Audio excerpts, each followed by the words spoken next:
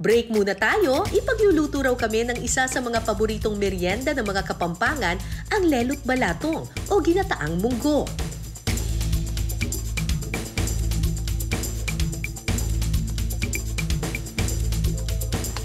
Una munang tutustahin ang munggo. Pagka po ganito na yung kulay, ika-crack natin po siya para maalis yung kulay na balat ng itim. Pagkatapos, durugin. At iluto ang gata. Saka ilalagay ang dinurog na munggo.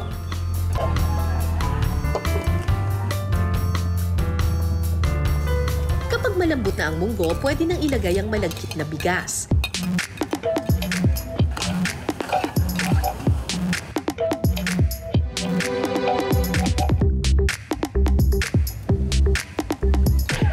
Titimplahan ito ng asukal at asin.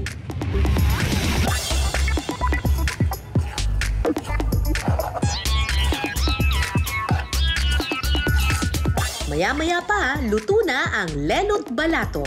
Tikiman time na!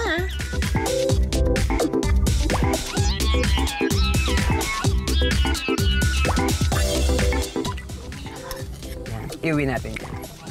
Natin nasa gitna. Uwi natin sa bahay natin. Sarap nito. Ang sarap. Ang sarap. Fairness.